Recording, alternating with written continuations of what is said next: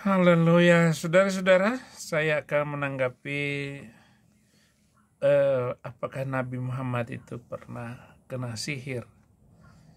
Jadi Nabi Muhammad itu dalam hadis Bukhari itu kena sihir.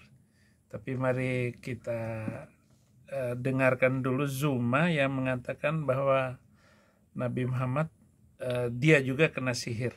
Jujur saya katakan kepada kalian, saya pun kena sihir. Nabi Muhammad Sallallahu Alaihi Wasallam saja itu pernah kena sesuatu yang negatif. Dalam hal ini kejahatan dari hal-hal gaib. Banyak di luar sana yang tukang santet. Jujur saya katakan kepada kalian, saya pun kena sihir. Amin ya Allah. Tiba-tiba saja kaki saya itu melepuh. Saya rela dikutuk oleh Allah. Saya rela dikutuk oleh Allah. Tidak ada tersentuh sedikit pun apa-apa, melepuh merah, semerah-merahnya. Habis itu sakit disentuh, nggak bisa jalan. Udah pernah terus jatuh belum, Dek? Jangan ya, Dek, ya. Peranmu hanya sebatas hamba. Orang Kristen. Dalam hadis Bukhari 5324, dalam hadis tersebut disebutkan bahwa Nabi Muhammad Sallallahu Alaihi Wasallam terkena sihir dan dari Labid bin Al-A'sam, seorang Yahudi. Jadi kronologi sihirnya itu dua laki-laki mendatangi Nabi Muhammad, salah satunya duduk di kepalanya dan satu lagi di kakinya. Salah satu laki-laki bertanya kepada yang lain, menderita sakit apakah laki-laki ini? Yang lain menjawab, terkena sihir. Salah satu laki-laki yang lagi bertanya lagi, siapakah yang menyihirnya? Yang lain menjawab, Labid bin Al-A'sam, seorang Yahudi dari Bani Zuraik. Rasulullah SAW mendatangi sumur Dhi Arwan bersama beberapa sahabatnya. Dan Rasulullah melihat ke dalam sumur dan melihat pohon kurma. Rasulullah bersabda, wahai Aisyah, seakan-akan airnya berubah bagaikan rendaman pohon inai, atau seakan-akan pohon kurmanya bagaikan kepala setan. Nah, penyembuhan sihir Allah Subhanahu wa taala menurunkan surat Al-Falaq katanya, yaitu bunyinya qul a'udzu birabbil falaq min syarri ma khalaq wa min syarri ghasikin idza waqab wa min syarri naffasati fil 'uqad wa min syarri hasidin idza hasad. Katanya pakai itu penyembuhannya untuk Rasulullah, lalu diperintahkan untuk membacakannya dan meniup ke segelas air putih, kemudian air putih tersebut dioleskan ke seluruh tubuh Rasulullah Sallallahu Alaihi Wasallam. Kalau dilihat dari kronologi kenabian, maka tidak ada nabi yang kena sihir, dan orang Yahudi tidak kena sihir, orang Kristen pun tidak bisa kena sihir. Nah, orang Kristen pun, saudara-saudara, nggak mungkin, sudah sangat jelas sekali bahwa orang Kristen tidak kena kutuk, mantra, dan sihir. Bangsa-bangsa akan takluk kepadamu dan suku-suku bangsa akan sujud kepadamu. Jadilah Tuhan atas saudara-saudaramu, dan anak-anak ibumu akan sujud kepadamu. Siapa yang mengutuk engkau, terkutuklah ia, dan siapa yang memberkati engkau, diberkatilah ia. Demikian Kejadian 27 ayat 29. Aku akan memberkati orang yang memberkati engkau dan mengutuk orang yang mengutuk engkau, dan olehmu semua bangsa di muka bumi akan mendapat berkat. Itu petunjuk bahwa bangsa Yahudi adalah bangsa yang diberkati. Itu juga petunjuk bahwa orang-orang yang mengikuti dan tunduk patuh kepada firman Tuhan tidak akan kena sihir. Yang pertama, semua orang percaya Yesus tidak akan terkena sihir dan mantra. Tenung, Setiap orang yang melempar sihir tidak akan menimpa orang-orang percaya kepada Isa Al-Masih menurut Muslim sebagai Tuhan dan Juru Selamat. Yesus yang mati di kayu salib itu telah melepaskan kita dari kutuk dosa, kutuk kecelakaan, kutuk maut, serta kutuk dari orang-orang yang mengutuk tidak akan mempan terhadap setiap orang yang percaya kepada Yesus Kristus. 1 Petrus 2 ayat 24. Ia sendiri, maksudnya ia di sini adalah Yesus, telah memikul dosa kita di dalam tubuhnya di kayu salib supaya kita yang mati terhadap dosa hidup untuk kebenaran. Oleh bilurnya kamu telah sembuh. Jadi dari firman Tuhan itu merujuk kepada kebenaran hidup orang Kristen itu terdapat pada iman yang kokoh. Kenapa? Yesus yang mati di atas kayu salib itu membebaskan kita dari kutuk, sihir, mantra, ataupun bagaimanapun.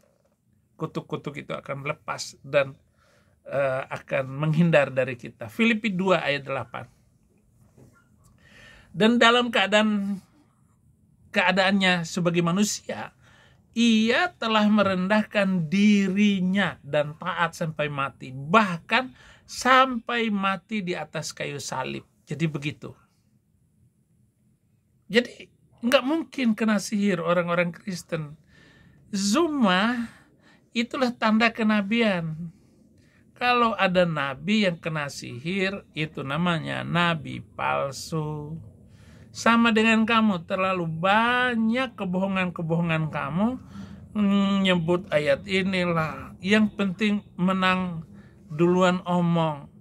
Nggak boleh begitu. Menjadi da'i itu harus berada di atas kebenaran. Ucapkan dalil-dalil Quran yang benar, dalil-dalil Alkitab yang benar, bandingkan dengan imbang. Tetapi sekarang ini saya percaya bahwa orang Kristen tidak mampu lagi dibendung di dalam membicarakan Al-Quran maupun Alkitab. Kedua, orang yang ikut Yesus tidak akan mempan dikutuk oleh siapapun. Kristus telah menebus kita dari kutuk hukum Taurat dengan jalan menjadi kutuk karena kita. Sebab ada tertulis, terkutuklah orang yang tergantung pada kayu salib. Galatia 3 ayat 13. Jadi kita sudah dilepaskan dari kutuk. Jadi kita tidak terkutuk. Tidak bisa ada yang mengutuk. Kalaupun ada yang mengutuk saya, akan kembali kutukan itu kepada dia, kepada keluarganya, kepada saudara-saudaranya. Maka ketahuilah oleh kamu sekalian dan oleh seluruh umat Israel bahwa dalam nama Yesus Kristus orang Nazaret yang telah kamu salibkan, tetapi yang telah dibangkitkan Allah dari antara orang mati, bahwa oleh karena Yesus itulah orang ini berdiri dengan sehat sekarang di depan kamu. Kisah Para Rasul 4 ayat 10. Kisah Para Rasul 4 ayat 10. Merujuk kepada Paulus yang tetap berdiri teguh.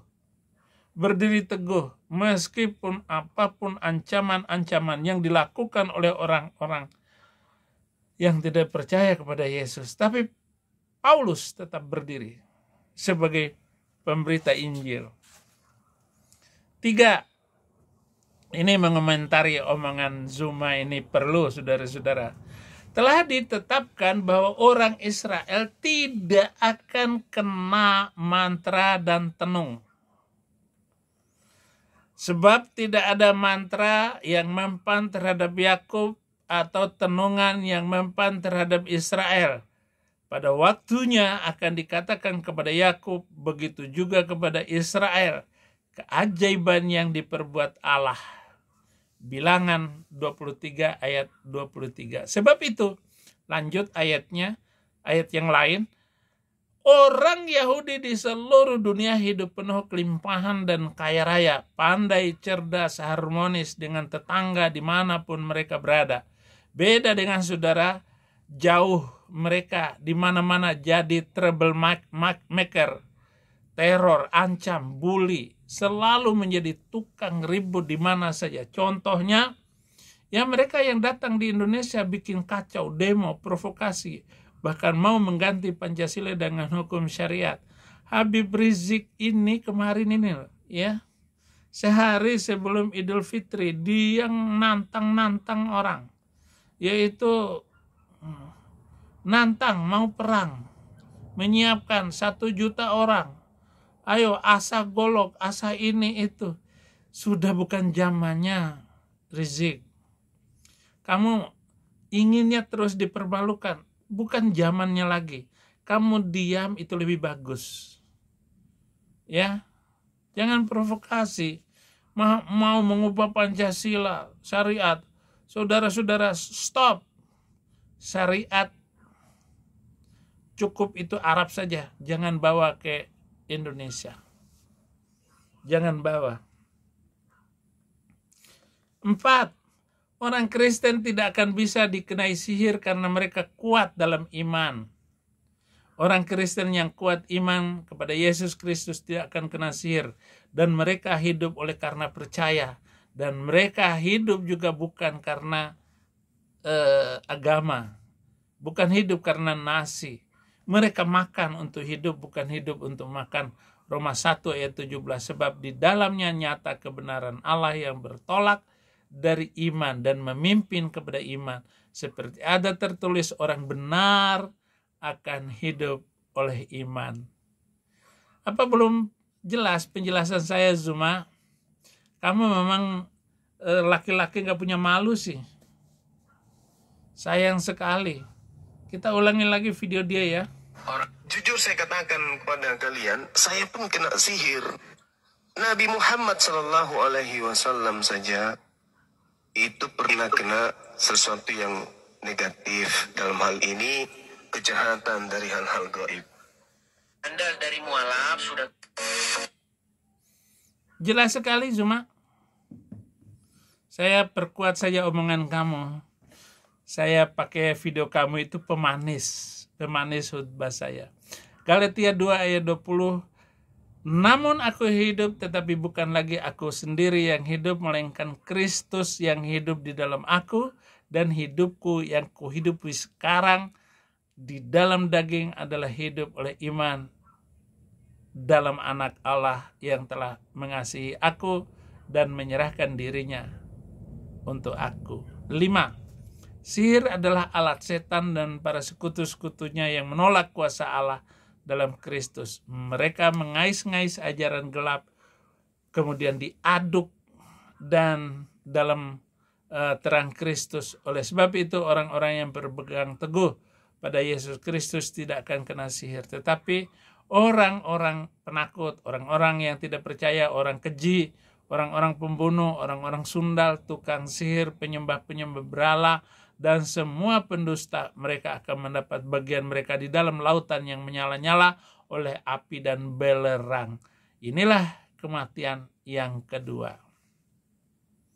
Apakah Anda belum percaya dengan apa yang saya sampaikan ini? Wahyu 21 ayat 8. Perbuatan daging telah nyata, yaitu percabulan, kecemaran, hawa nafsu, penyembah berhala, sihir, perseteruan, perselisihan, iri hati, amarah, kepentingan diri sendiri, pencideraan, roh pemecah, kedengkian, kemabukan, pesta pora, dan sebagainya. Terhadap semuanya itu ku peringatkan kamu seperti yang telah kubuat dahulu, bahwa barang siapa yang melakukan hal-hal yang demikian, ia tidak akan mendapat bagian dalam kerajaan Allah. Zuma belum paham juga ya. Kasihan kamu. Tukang sihir tidak akan masuk surga. Tetapi manusia lain yang tidak mati oleh malapetaka itu tidak juga bertobat dari perbuatan tangan mereka. Mereka tidak berhenti menyembah roh-roh jahat, berhala-berhala dari emas dan perak, tembaga, batu, kayu yang tidak dapat melihat atau mendengar atau berjalan, dan mereka tidak bertobat pada pembunuhan. sihir, percabulan, dan pencurian. Demikian, ini adalah kebenaran yang harus saya sampaikan kepada kita semua, bahwa orang Kristen tidak akan kena sihir.